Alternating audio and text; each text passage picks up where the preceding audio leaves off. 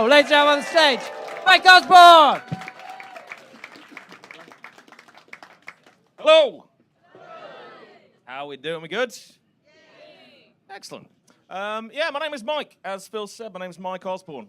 I feel it's important to stress that right at the top because I know at least one or two you're looking at me thinking, fuck me. Sue Perkins has gone downhill since the Great British Bake Off.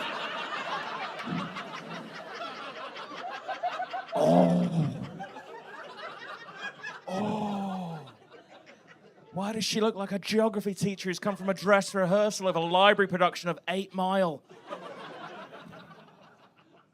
Shame. It's good to be here, though, guys. It's good to be here. Love doing comedy. Love it, because I don't like real work. Not a fan. Not good at it. I had a real job once, and this woman to work with, she came in after the weekend and she said to me, "You know what, Mike? If I won lottery, I would still come into work because I love it. Not the job. No, I love the people." Fuck off, Karen. I won £5 on a scratch card. Just walk the fuck out. Goodbye. Fuck 'em. It's good doing comedy. It's good to be here. Good to be here tonight. Good to be fucking anywhere. Because that might be difficult given the current political situation. It's weird. I thought I'd been over the constant threat of nuclear war, but no, here we are in 2022, back again with a vengeance. Great. Sucks. I didn't think I'd ever have to sit down and figure out what a tsunami bomb was. That's how I found myself spending my time the other day. Apparently it's been a thing for a while, right? So there's this helpful little infographic telling me what a tsunami bomb is. Apparently, it's a Russian remote-controlled submarine. Which is a little bit cute. It is. It's remote control. There's a little guy just going... Bleep. That bit's cute, but what's not cute is they take it out to the middle of the ocean, put it down to a certain depth, and then loads of nuclear bombs explode, and it creates a wave. A tsunami. Sounds terrifying. Then I read the rest of the infographic, and it said that tsunami will be the height of the World Trade Center. Now, 21 years ago, that could have been a fucking problem.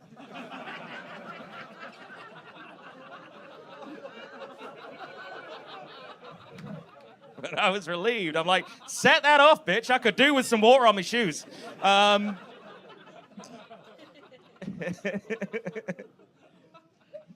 it's a bit bad. Yeah.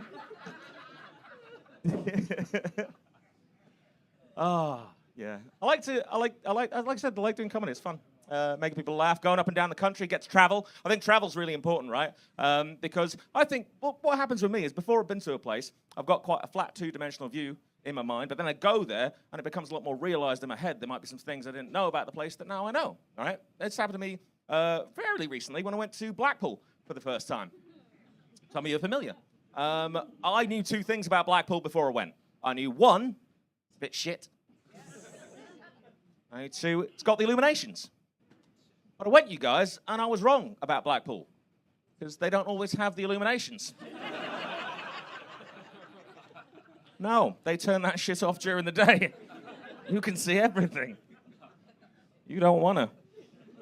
For anyone who hasn't been, just to sort of give you an idea, Blackpool is a seaside town, but the only beach body you're going to see is the one that washed up onto shore earlier that day, after having been murdered by the people of Blackpool. Inform the family. I do like traveling though. I wish everyone would speak English. Not for any nationalistic reasons, but for any of the slow people among you who haven't realised yet, I'm a bit of a cunt. My friends are aware of this, and they like to take the piss. So 2 friends of mine by the name of Chris and Nikolai, they're from Norway. Why I'm telling you that will become apparent in a second. They came to me one day and they said, "Hey, Mark, let's go to Kos." That's how they sound. They're ridiculous people. "Hey, Mark, let's go to Kos." And I was like, "Why?" And they're like, "It'll be fun." And I was like, "All right, then." So we drove there. That took 36 fucking hours. That wasn't fun. When we got there, every cunt else was Norwegian. I don't speak Norwegian. So I said, Chris, Nikolai, we're here for a fucking week. You got to teach me how to say hello, how are you, at least. And they did. And I'm going to teach you guys how to say it as well. You all up for that? Yeah. Cool. It was going to happen whether you go for it or not. I'll say it once, right? We'll all get the flavour for it, then we'll say it together. So the way you say hello, how are you in Norwegian is Jeg vil slikke fitte. I told you they're ridiculous people. Right, everyone on 3. 1, 2, 3. Close enough. It's all fucking gibberish anyway. Like, I know at the root of them, all languages are made up, but I think they're making that one up on the fly, like Welsh. I'm allowed to say that I am Welsh. I just didn't go to school in Wales. I imagine Welsh classes were basically walking on the first day and the teacher's like, right, children, what we're going to do is speak absolute bollocks and see how long it takes these English cunts to find out. Mate, fucking Gwyndaf came up with bought smoothie over fucking ironing board. These pricks are fucking, they'll take anything. Right, but anyway, in Norway, right? So, Jeg vil slikke fitte is my new phrase. I walk out into the street armed with it. I walk up to this 9-foot-tall Viking goddess and I say to her, Jeg vil slikke fitte. And it was then that I found out that doesn't mean, hello, how are you? No, that means, I want to lick your pussy.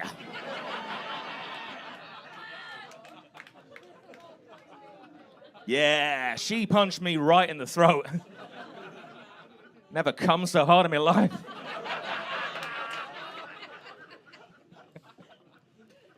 It was a good holiday.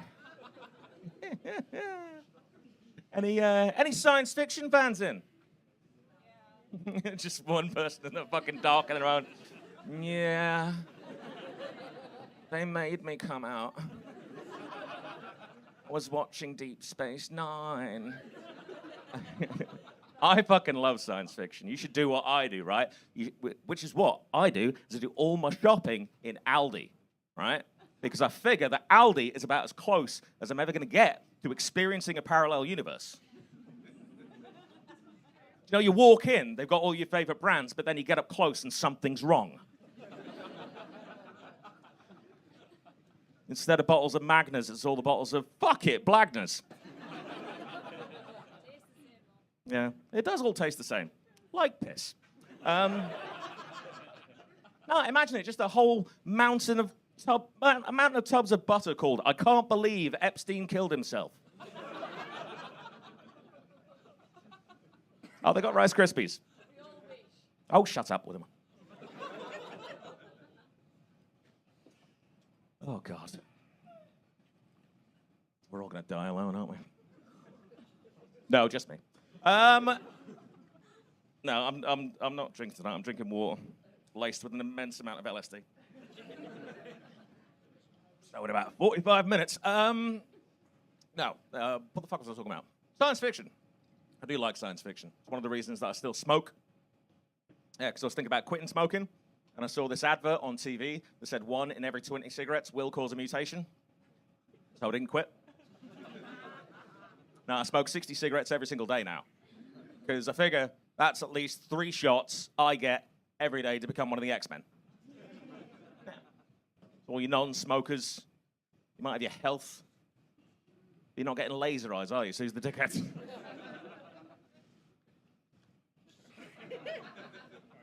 Feel that? Yeah, no, I just look fucking tired, don't I? Because I am. I'm going to leave you in a second, but I'm going to leave you with a story. Because I've moved around a lot in my life, which is why I've got a weird fucking accent. It's not actually an accent, it's just a fucking amalgamation of loads of fucking different things. I mean, basically, if anyone's ever done painting, you know when you got a glass to wash your brush off, it doesn't matter what colors you use, eventually the water just sounds like a bit of a Tory cunt. That's what happened there. Like, I actually come from Scum. Very eloquent. But I've lived in Liverpool now for about 7 years, which is the longest I've ever lived anywhere. And it's not the greatest city in the world. No, that's Birkenhead. It's the home of the lesbians. Why have you guys got so many lesbians? Why am I? I've just seen why they've got so many lesbians. I've answered my own question. Sorry, boys. Thank you. It's been bugging me for about a week. But I love Liverpool. One of the reasons I like Liverpool is because it's a very giving city. It's a city where everyone helps each other out, and it's kind of rubbed off on me. And I always try and do help out. Sometimes it doesn't go well. Like earlier today, I was walking through town, and this guy stopped me. He's a bit of a rough-looking guy. Stopped me and said to me, "Big issue, please." And I felt really bad because I didn't have a copy to give him.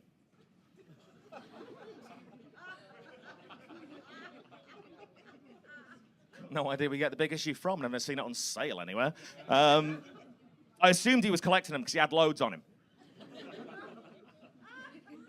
You're right, it is funny. But you're bad for laughing. No, I thought he was collecting them, so I thought, you know what? I can help here. I can do something. So I did what I could. I didn't have a copy of the big issue, but I did have a copy of Ideal Home magazine. All right, let it sink in. Yeah, because he's homeless. Yeah. And he'd like a home. I've offered him a magazine. No, he wasn't a fan. No, he punched me in the throat and stole my wallet. Never come so hard in my life. Right, you guys have been present. I have been Mike Osbourne. Enjoy the rest of your night. Good night.